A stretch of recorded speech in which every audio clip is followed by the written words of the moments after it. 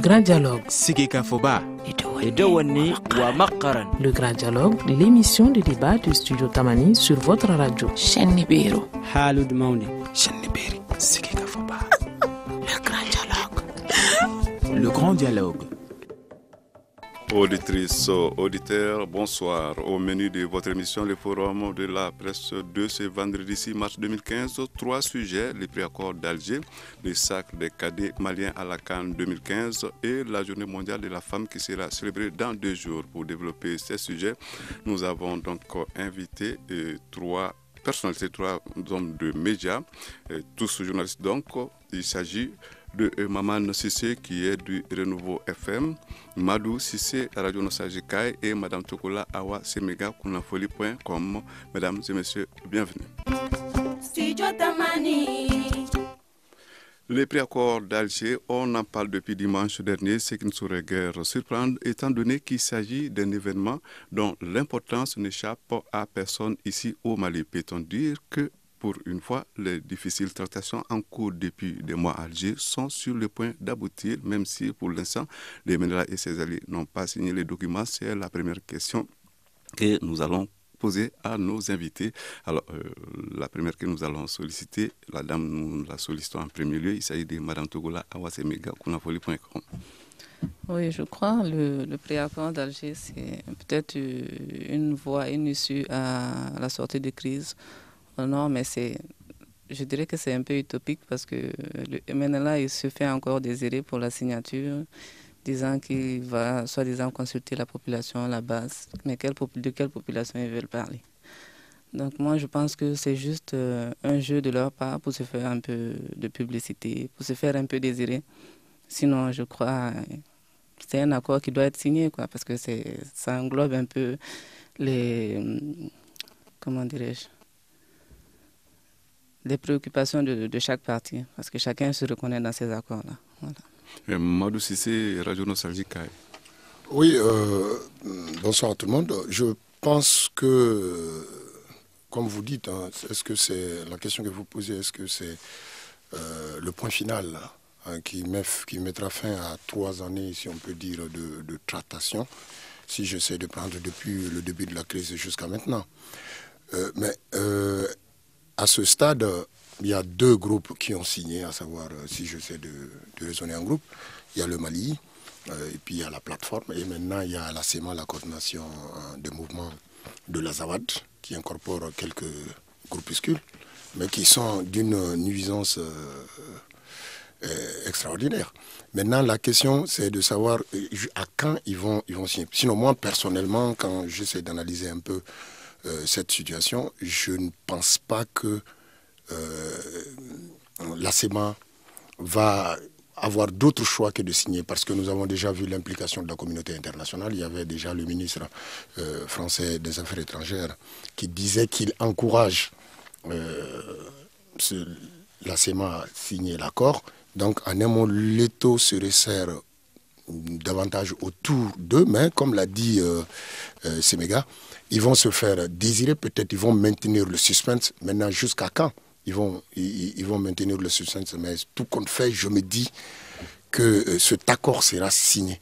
Voilà, parce qu'en réalité, je ne dirais pas que chacun trouve son compte dedans, mais c'est un accord qui me paraît encore juste pour tout le monde. Voilà, parce que comme le disait le ministre l'autre jour sur le plateau du journal, quand on va à une négociation, on ne va pas pour gagner tout. Donc il y a des concessions à faire. Je crois qu'on est arrivé à un équilibre, à un compromis assez juste pour que nos amis, nos frères du Nord puissent apposer leur signature, sinon le paraphe d'abord et après passer à l'étape de la signature. Maman Sissé de Renouveau FM. Moi je pense qu'il faut voir cet accord sur l'angle de l'apaisement que veut le gouvernement, sinon je me mets dans une position où je ne partage pas seulement le point de vue de mes deux confrères, parce que je pense que c'est tout sauf un accord. Ironie du sort, le même président qui a bâti en brèche les accords d'Alger en 2006 est venu signer un accord similaire, parce que le contenu, il faut que les Maliens comprennent ce qu'il y a dedans. Il y a des pièges, et le piège numéro 1, c'est qu'il y a le nom générique Azawad qui a été à l'époque on ne le rappelle pas souvent, l'initiative des apprentis sorciers qui, à l'époque, avait créé ce qu'on appelle le MENA, le Mouvement national de libération, le Mouvement national de l'Azawad, qui est devenu finalement Mouvement national de libération de l'Azawad. Donc moi, je pense que tant qu'il y a ce genre de pièges, il y a d'autres pièges, notamment le fait que, au niveau du point 5, il y a des dispositions qui concernent les militaires déserteurs. Moi, je pense que c'est cette question. Et moi, je ne peux pas comprendre qu'on pense que c'est un accord. Mais pour le moment, j'ai compris. C'est un point final pour le régime. Parce que ce qui les intéresse aujourd'hui, c'est qu'on ait un accord, un document, et qui va leur permettre de travailler sur des projets et qui n'auraient jamais avoir lieu si un accord n'est pas signé. Alors, dites-nous, monsieur, si c'est dans ce contexte particulier, est-ce qu'un mauvais accord vaut-il mieux qu'une absence d'accord, un manque d'accord total? Je pense qu'il est important. Il est important qu'on revienne sur les bases qui ont fait que les Maliens ont accordé leur suffrage à Ibrahim Boubacar Keïta. Il était dit quelque part que c'est l'homme de la situation.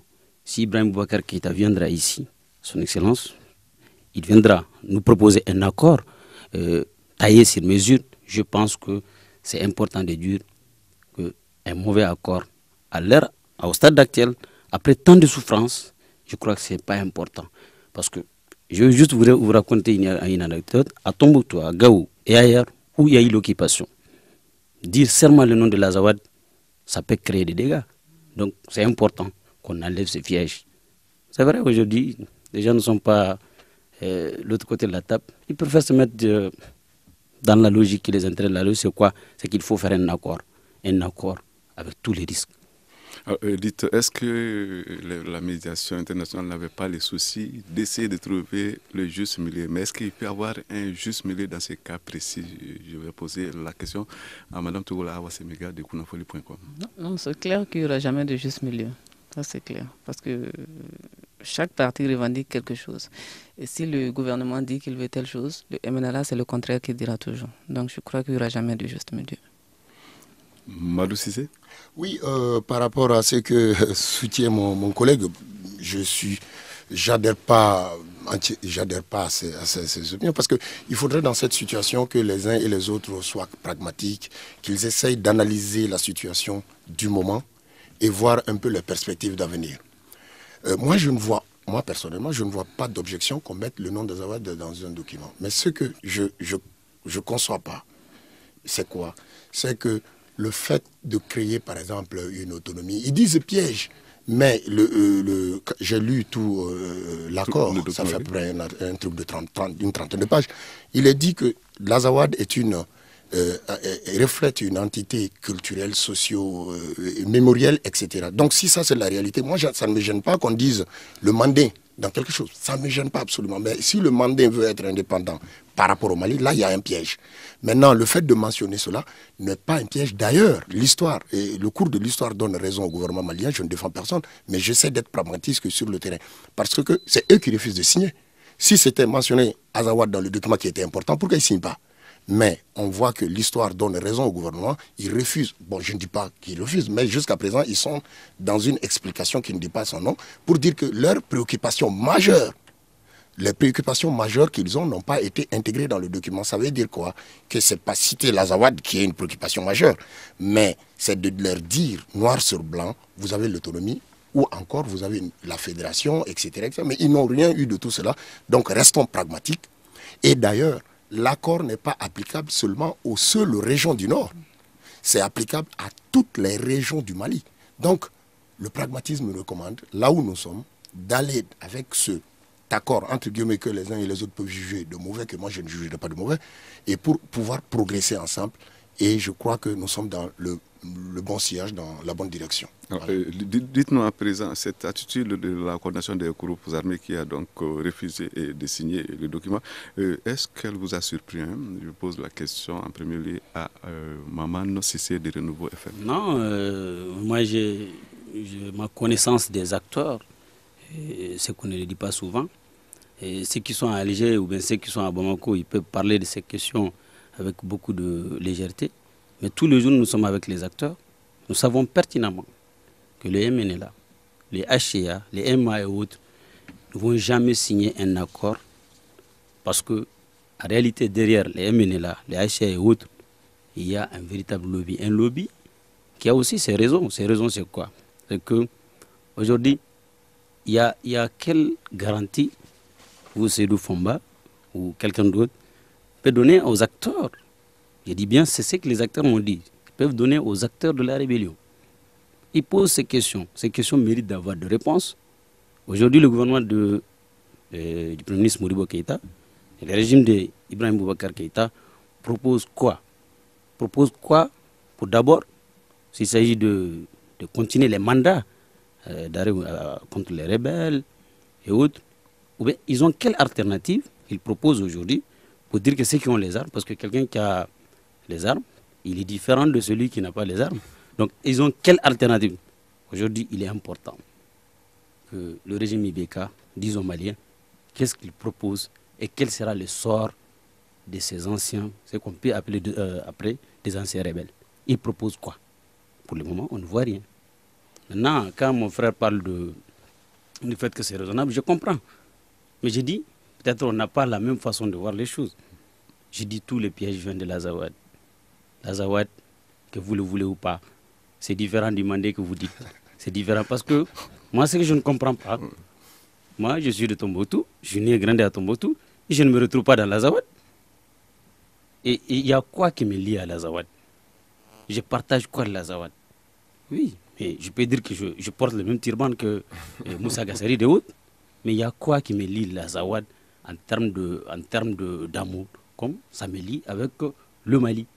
Donc c'est ça le véritable débat. Ça, il ne faut pas aller sur ce terrain parce que c'est ce terrain-là qui va permettre aux autres, j'ai dit aux MNLA et autres, de revenir. Parce qu'on le voit ailleurs, les MNLA commencent à construire, à travailler l'opinion. À travailler l'opinion d'abord à travers les terres comme les terres Azawad et autres. Donc attention, faisons la différence. Ce n'est pas une entité culturelle, c'est vraiment une entité politique que les MNLA qui profitent aux MNLA. Je parle de l'Azawad. Maman, concernant l'Azawad, justement, si j'ai bonne connaissance de la chose, l'Azawad, ça ne s'étend pas qu'au Mali.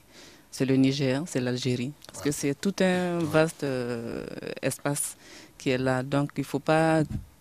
Et dites-vous que si ça commence au Mali, si ça commence à réussir au Mali, ça va réussir au Niger, ça va réussir en Algérie. Donc il ne faut pas que ça commence au Mali. Justement, il faut que ce soit en fait un concept culturel et non une entité, une indépendance ou quoi que ce soit d'autre. Mais à l'heure, vous êtes d'accord avec moi que l'Azawad, c'est plutôt politique que culturel. Actuellement, ça a été instrumentalisé politiquement. Voilà. Je crois que Mbadou Sissé Radio Nostalgie Akaï a fort envie de réagir. Hein? Oui, mais juste, moi je voudrais dire quoi par rapport au fait qu'ils n'ont pas paraphé le document. Est-ce que je pouvais prédire? J'ai dit avec un grand nom et un petit oui. Le grand nom, c'est quoi? C'est que si ils avaient obtenu ce qu'ils cherchaient, ils allaient mettre la signature au bas du document. Ça, c'est clair. Mais comme ils n'ont pas eu ce qu'ils espéraient, donc, et sachant bien, comme je l'ai dit dans mes propos introductifs, sachant bien que le taux se resserre au jour le jour autour d'eux, ils n'ont pas d'autre choix que d'aller vers là. Mais maintenant, moi j'ai toujours dit dans mes interventions, il faudrait qu'on s'achemine un peu, qu'on s'achemine réellement vers le pragmatisme américain.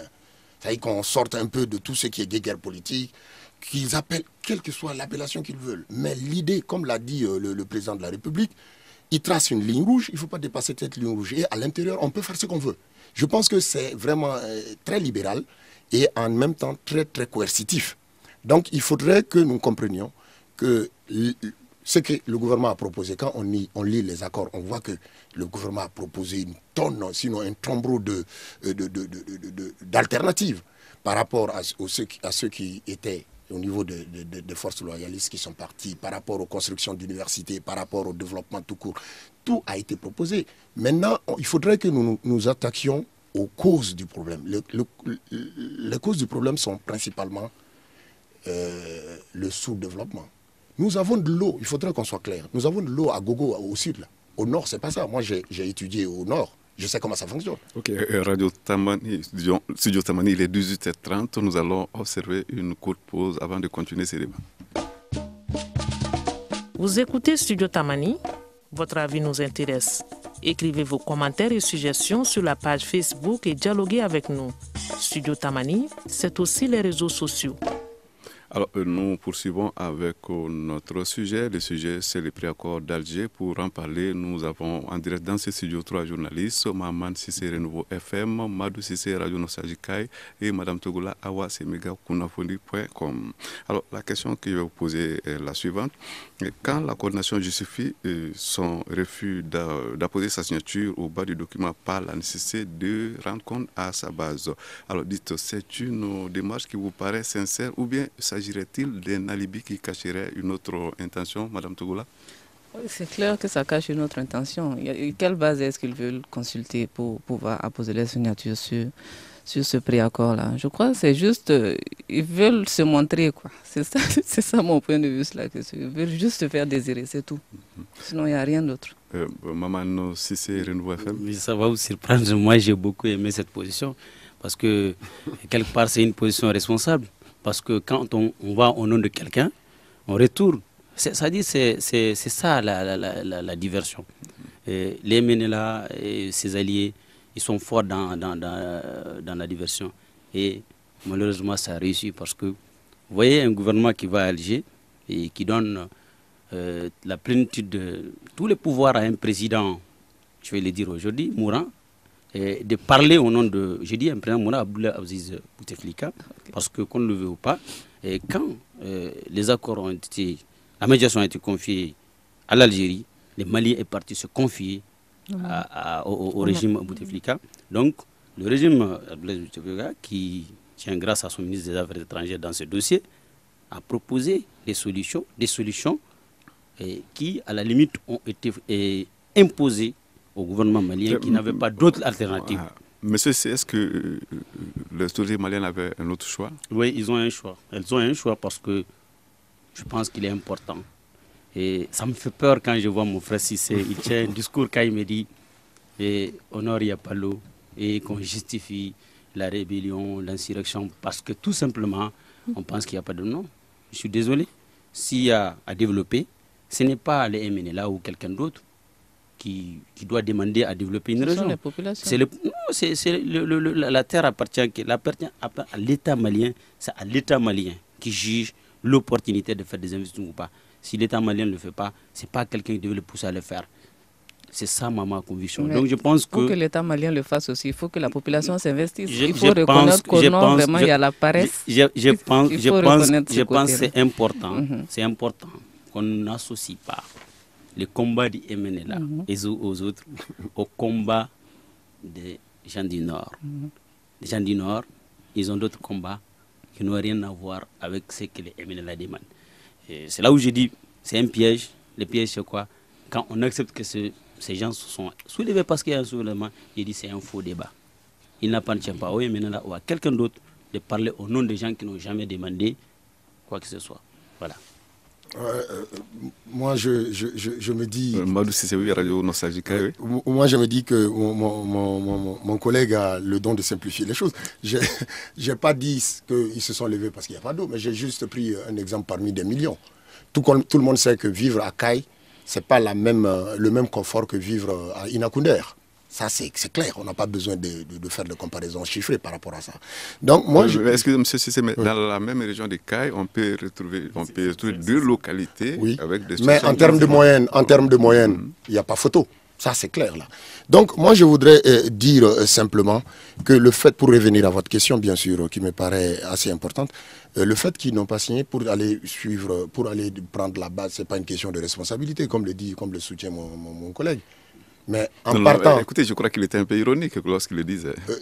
Oui, là, c'est... Mais en partant, ils sont partis au nom de qui? En leur propre nom ou au nom du peuple? Le gouvernement malien, quand il partait, le gouvernement, il est parti au nom de qui? Au nom du peuple. Alors, je me dis simplement, je renverse un peu la pyramide. Si on leur avait dit, vous avez l'indépendance, ils vont dire, non, on va attendre, on va demander aux gens si l'indépendance, ça fonctionne ou pas. Jamais. Donc, c'est juste de la mauvaise foi. Faisons une analyse scientifique de la situation et non une analyse politique. Faisons scientifiquement l'analyse. On arrive à quelle conclusion? Que c'est des gens qui ne sont pas de très bonne foi, mais heureusement pour le Mali, qui est une nation bénie, nous avons maintenant le reste du monde à nos côtés. et ils ont beau tourner, ils viendront à la table pour paraffer d'abord, je préfère dire paraffer, et après, s'ils veulent qu'on aille signer à Kidal, on ira, il n'y a pas de problème. Je crois que vous parlez pratiquement ici le même langage, parce que vous parlez d'irresponsabilité, lui parle de diversion. Alors, nous allons poursuivre maintenant la question que je vais vous poser, c'est la suivante. Pensez-vous que Lemla et ses alliés reviendraient à de meilleurs sentiments en acceptant de signer les documents les jours ou les semaines à venir, Madame Toula? Oh, les jours ou les semaines, il suffira encore toujours désirer. Ça m'étonnerait quand même de voir les signatures. Fortement. Je serais très étonné.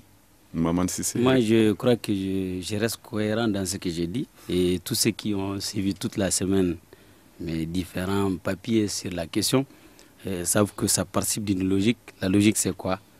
C'est que, qu'on le veut ou pas, dans ce document, c'est les Ménéla qui a gagné. Les Ménéla et les alliés ont gagné parce qu'il y a des dispositions que le Malien le plus averti savent, en tout cas, portent des pièges.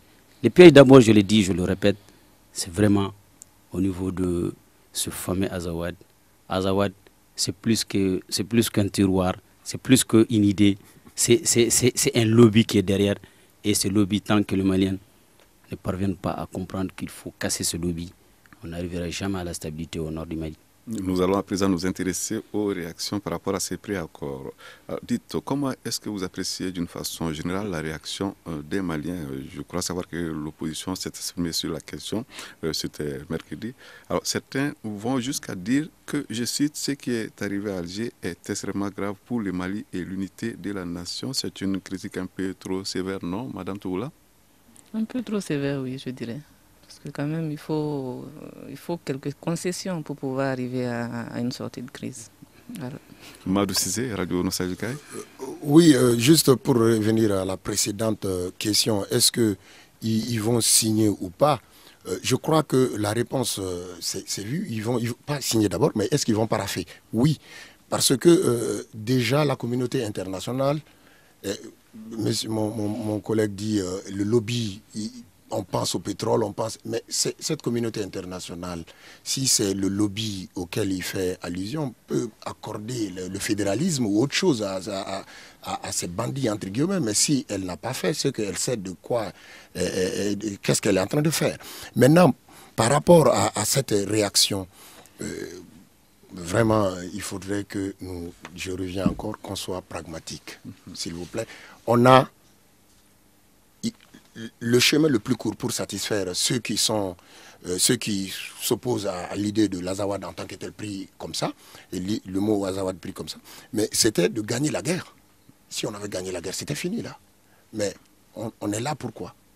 On va négocier pourquoi?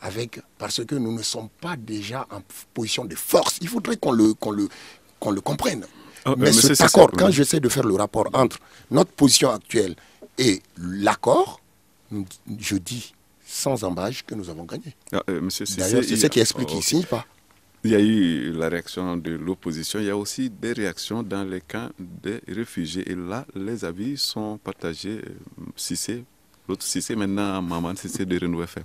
Moi, je pense que ceux qui peuvent se satisfaire de cet accord peuvent continuer.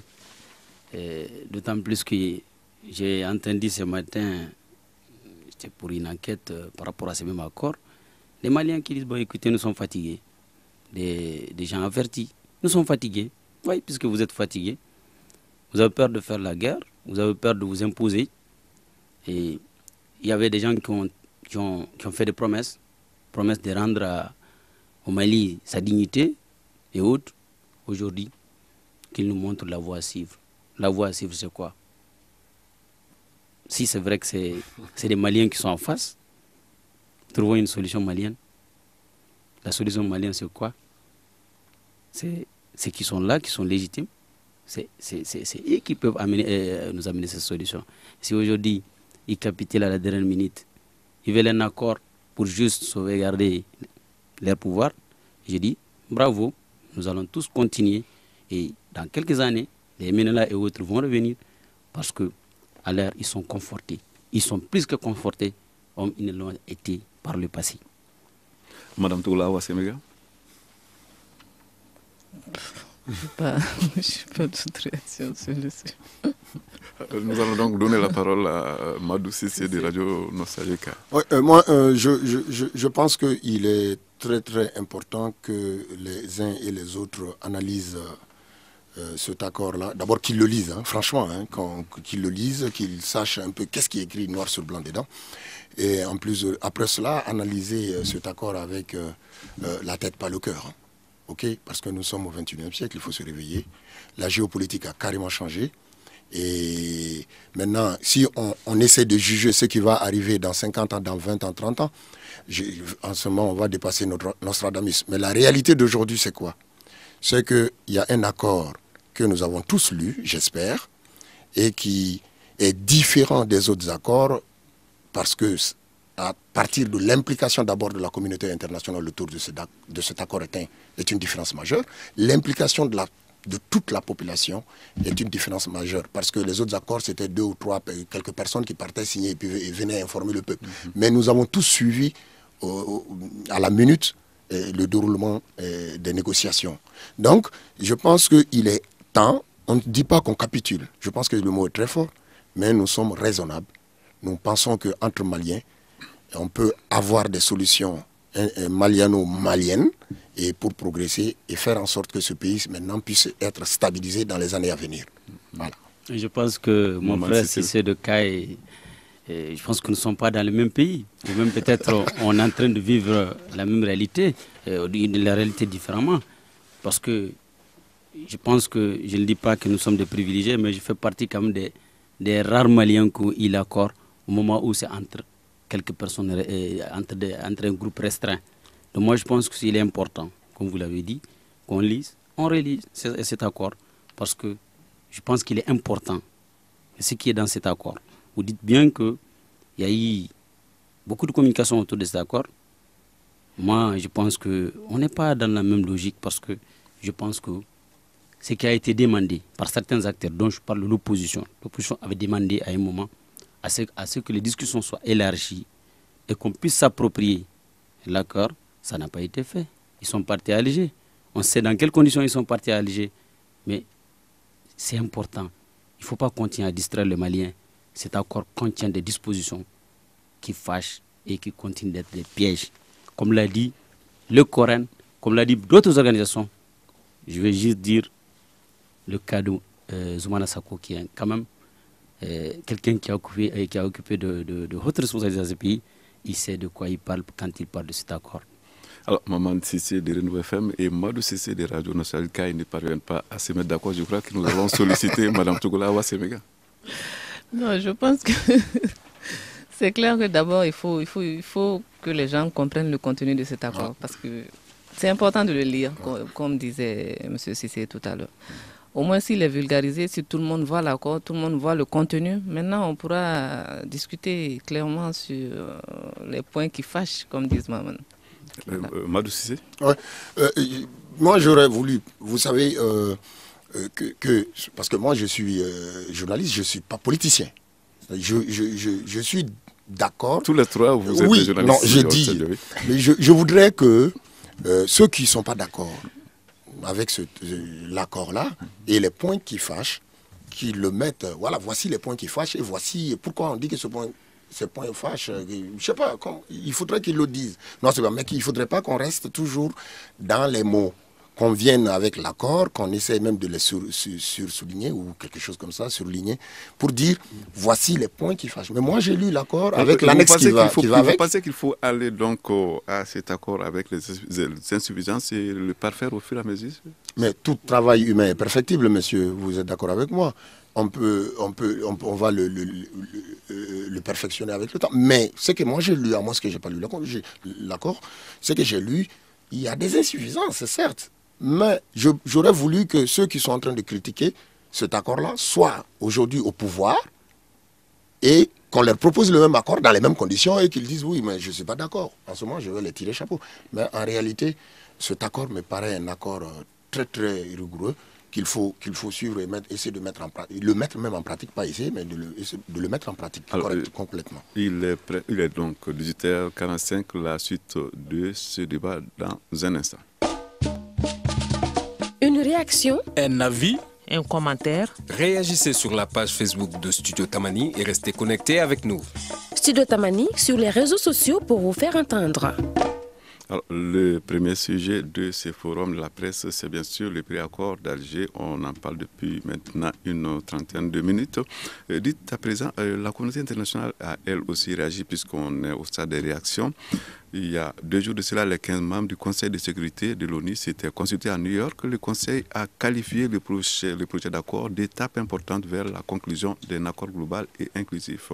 Il a par ailleurs quand même invité toutes les parties à signer et à s'engager pour la pleine mise en œuvre de l'accord. Qu'est-ce que vous en pensez, Madame Tougoula? Oui, moi je pense que c'est une réaction légitime de leur part, d'autant plus qu'ils se disent que le pays, depuis combien d'années, nous sommes en train de patauger avec des tiraillements par-ci par-là, des groupuscules qui se réveillent et tout. Donc si cet accord-là a été approuvé par pratiquement toutes les parties, à l'exception du groupuscule MNLA et sa nébuleuse, donc je crois que c'est important qu'ils ouvrent un peu les yeux, qu'ils mettent un peu leur orgueil de côté et puis qu'ils passent à la signature, au paraphage comme disait Cissé. Maman Cissé. Moi, je pense que la communauté internationale doit aller loin parce qu'elle ne doit pas se limiter dans les déclarations et bonnes intentions. Et on l'a vu ailleurs, c'est des forces qui ont été déployées pour sécuriser les populations. Et je pense que si on fait la même chose à Kidal ou bien ailleurs, à Per Menaka, je pense qu'on ne verra pas... peut-être la communauté internationale aura d'autres solutions que les Maliens comprendront.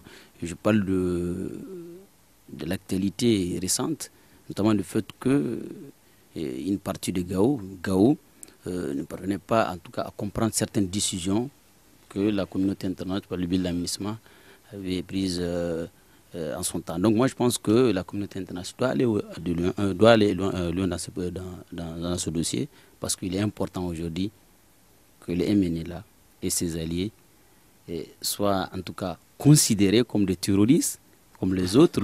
Non, c'est important. Du moment où ils refusent de participer à la voie tracée par l'ensemble de la communauté internationale, quand mon frère dit que pour la première fois on voit que tout le monde est avec le Mali, il faut que, si tout le monde est avec le Mali, il faut que le Mali en bénéficie. Parce que si on voit la réalité du terrain, on comprend que le MNLA n'est pas bousculé. Et Madou Cissé de Radio Nostalgicaï. Oui, le MNLA n'est pas bousculé pour le moment. Je crois que la communauté internationale est en train d'utiliser d'abord de la carotte. Et je rappelle que Yalta, la conférence de Yalta n'est pas morte. Quand on a partagé le monde à Yalta, l'Afrique francophone a été confiée à la France, on le sait. Et aujourd'hui, qu'est-ce que la France a dit à travers son ministère des Affaires étrangères et l'ambassadeur, je crois, au Mali l'a confirmé. Ils encouragent pour le moment qu'ils signent. On vous encourage. Mais passer un délai certain, qu'est-ce qui va se passer? C'est peut-être la seconde étape de négociation, de lobbying, pour prendre les termes de mon collègue, qui sera enclenché. On va maintenant passer au bâton. Mais on ne peut pas dire, voilà, vous refusez de paraffer aujourd'hui, donc demain on vous amène les chars. Comme ça a été fait au Congo, je crois qu'il fait référence à l'action de l'ONU au Congo. Non, je pense que la communauté internationale est dans son évolution normale. On essaye de les sensibiliser, je crois qu'on va arriver à cette situation de signature, c'est sûr. Comme on le constate, le préaccord d'Alger continue de susciter en fait beaucoup d'interrogations. Mais je voudrais quand même vous demander, doit-on tout de même espérer une issue heureuse, Madame Tougoula? On peut espérer une issue heureuse, mais je reste sceptique par rapport au MNLA et sa nébuleuse. Voilà. Maman Cissé? Oui, tout comme Awa, peut-être elle le dit de façon diplomatique. Moi, je suis inquiet. Je suis inquiet de l'avenir de mon pays. Je suis inquiet parce que désormais, rien ne sera comme avant. Parce qu'il y a des gens qui nous ont proposé, ils nous ont promis des choses. Il faut que, aujourd'hui, il est temps je dis bien, il est temps que le régime en place nous montre la voie cible parce que, comme d'autres Maliens, moi aussi je commence à sentir la fatigue parce qu'il y a des choses qui se passent dans ce pays, au nord du Mali, qu'on n'a jamais vu par le passé. Même quand il y a eu l'occupation, il y a des choses qui se passent à l'heure actuelle au nord du Mali qu'on ne peut pas imaginer. Madou Cissé, cette fois-ci de la radio Nostalgique. Oui, je pense que l'avenir va être dégagé dans les semaines à venir parce que après avoir paraphé l'accord, on passera à l'étape ultime qui consiste à la signature de cet accord. Et je voudrais insister et dire quelque chose. Ces gens de la CEMA, la coordination des mouvements de l'Azawad, sont déjà habitués à gérer une zone sans l'intervention de qui que ce soit. Ils sont là. Maintenant, pour qu'on vienne leur dire un matin et arrêter de gérer ça maintenant, il faut revenir dans la République. Vous pensez qu'ils vont se réveiller le matin, comme dit Martin Luther King, nous sommes frappés de grâce et on devient maintenant très cool. Non, non, non. Je pense que tout compte fait, quoi qu'il arrive, ils vont s'agiter pendant un moment, comme eux-mêmes ils ont demandé, donnons-leur un délai, ils vont se prononcer et ils vont parapher après. On passera à la signature à Kidal. Nous allons passer à un sujet beaucoup plus léger, à un événement que je dirais même heureux. Nous allons parler de sport puisque nous sommes avec des journalistes, nous parlons de l'actualité. Alors l'actualité, c'est aussi les sacres des Aiglonnais, c'est un sujet que nous allons aborder à présent. Dites-nous, c'est un événement majeur quand même pour le monde sportif malien, non, Madame Togoula? Oui, c'est un événement majeur parce que champion d'Afrique des juniors, c'est une fierté pour tous les Maliens et toutes les Maliennes. Donc je crois que vraiment les Aiglonnais sont à féliciter pour leur courage, ainsi que l'entraîneur, bien entendu, qui a apporté sa touche. Voilà. Maman Cissé, Renouveau FM. Je vous assure, je ne connais pas même la composition de l'équipe qui a gagné, mais je pense que c'est un événement heureux. Sinon, c'est l'événement le plus heureux de ces 2 dernières années parce que au moins on a un trophée, on a des Maliens qui ont montré qu'au-delà de tout, ils peuvent en tout cas redonner espoir et ils nous ont donné espoir. Nous espérons que ceux qui sont partis au Sénégal nous amènent aussi un trophée. Madou Cissé, Radio Nostalgique. Je pense que c'est un événement heureux. On est sur la même longueur d'onde cette fois-ci. Non, loin de chez vous, il y a quand même une autre compétition qui commence. Oui, je pense que déjà, avec cette équipe, moi, ce qui m'a plu dans cette équipe, c'est la composition. Parce que je me suis intéressé un peu aux joueurs, voir quel était leur club, où est-ce qu'ils jouaient. J'ai remarqué que vraiment ces jeunes venaient d'équipes populaires de la République. Il y a des gens qui venaient de Kita, de Ségou, des trucs. C'est extraordinaire. Et donc, moi, je pense que chaque fois que les Maliens se mettent ensemble, on essaie de bannir autant que faire se peut cette dynamique de corruption. On arrive à faire des choses importantes, surtout en matière de football. Nous allons à présent parler d'un événement attendu dans 2 jours, c'est le 8 mars. Alors dites, cela fait 21 ans que la femme malienne est célébrée. Alors ce fait a-t-il une incidence sur sa situation? La question va être naturellement posée en premier lieu à Madame Togoula Awasemega. Oui, ça a une incidence parce que de plus en plus, on voit qu'au Mali, le rôle et la place de la femme est considéré par les Maliens, par le gouvernement en place, même s'il y a des imperfections à parfaire jusqu'à présent, notamment le code des personnes et de la famille qui a créé une véritable polémique. Mais je crois que de plus en plus, les femmes commencent à s'imposer et elles sont sur la bonne voie. Alors, femme ministre, femme généraux, une dame qui vient d'être portée à la tête de la Cour suprême, doit-on encore penser que les Maliens n'ont pas voix au chapitre, Maman Cissé? Je pense que, au-delà du fait que nous allons fêter le 8 mars, il ne faut pas oublier la précarité dans laquelle vivent en tout cas les femmes en milieu rural. Et quand on voit nos sœurs de Bamako, de la capitale, qui profitent souvent du nom de celles qui vivent en milieu rural, en tout cas pour mener leur propre combat, je crois que c'est inquiétant. Au Delta, il y a le fait qu'il y a une loi à l'Assemblée nationale qui peut en tout cas valoriser la femme. Mais quand on voit les positions tranchées par rapport à cette loi et les sorties de certaines associations, il y a lieu en tout cas de se poser la question sur en tout cas la volonté des autorités politiques à faire avancer les dossiers concernant la promotion de la femme au Mali. Madou, c'est des radios nostalgiques. Ouais, prendre une journée de la femme, moi franchement, je ris quand je vois ça. Parce que, et pourquoi? Parce que c'est pas ça qui va faire changer quelque chose. Une journée, bon, elles sont bien habillées et puis après... Mais moi je pense qu'il faut penser aux vrais problèmes que ces femmes rencontrent, pas seulement le 8 mars, que vraiment qu'il y ait des politiques volontaires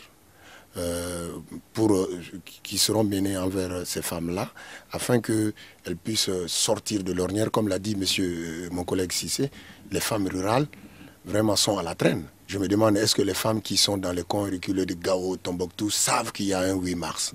Je n'en suis pas sûr. Donc, prendre une journée, je reste sur ma faim par rapport à ça. Et souvent, pour taquiner, pour discuter, pour taquiner les femmes avec qui nous travaillons au quotidien, je leur dis, mais il faudrait qu'il y ait une journée des hommes. Parce que vous dites qu'il y a émancipation. Donc, soit vous annulez votre journée, soit nous aussi, nous allons créer une journée. Donc, globalement, une journée ne sert pas à grand-chose, mais il faudrait qu'il y ait un travail de longue haleine au quotidien pour que les conditions dans lesquelles vivent les femmes puissent être améliorées. Madame Toula, Awa Semega, le 8 mars n'est pas que spectacle, après tout quand même. Ce n'est pas que spectacle, justement. En fait, le 8 mars, je crois que cette journée-là a été prise juste pour la symbolique. En fait, tout au long de l'année, il y a des activités qui sont menées, il y a le travail qui est fait de longue haleine, et c'est cette journée-là maintenant qui sert vraiment de journée pour un peu exposer le travail fait, pour magnifier un peu la femme, pour valoriser un peu le rôle et la place qu'elle occupe, aussi bien dans la société, dans la famille, et tout au long de l'échelle nationale et internationale. Et nous sommes donc dans la mouvance du 8 mars, voilà pourquoi nous allons demander à Madame Togola de prononcer les mots de la fête. D'accord, donc je souhaite une bonne fête à toutes les femmes, à toutes les filles, à toutes les petites filles scolarisées, déscolarisées, de familles démunies, des orphelins, des orphelines. Vraiment, je demande encore une fois de plus au gouvernement malien de s'impliquer vraiment pour la cause des femmes rurales, des femmes, des personnes issues de milieux démunis, des orphelinats, et une pensée spéciale à toutes ces personnes qui sont malades, à toutes ces femmes qui souffrent, qui font tout pour la famille. Voilà. Nous sommes donc au terme de ce rendez-vous, notre rendez-vous de ce vendredi 6 mars 2015. Le Forum de la presse a reçu, je vous le rappelle, 3 journalistes. Maman Cissé, Renouveau FM, Madou Cissé, Radio Nostalgique, Madame Togola, Awa Semega de Kunafoli.com. Alors, l'émission vous a été présentée par Seydou Foma à la mise en onde. Il y avait Nouhou Diré à la régie vidéo Mamadou Ouattara. La réalisation a été assurée par Ousmane Diadje Touré. Notre prochain rendez-vous, ça sera donc vendredi prochain. Au revoir.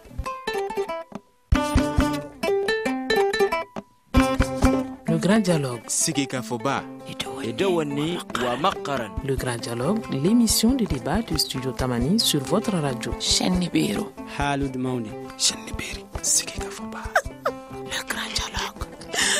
Le Grand Dialogue.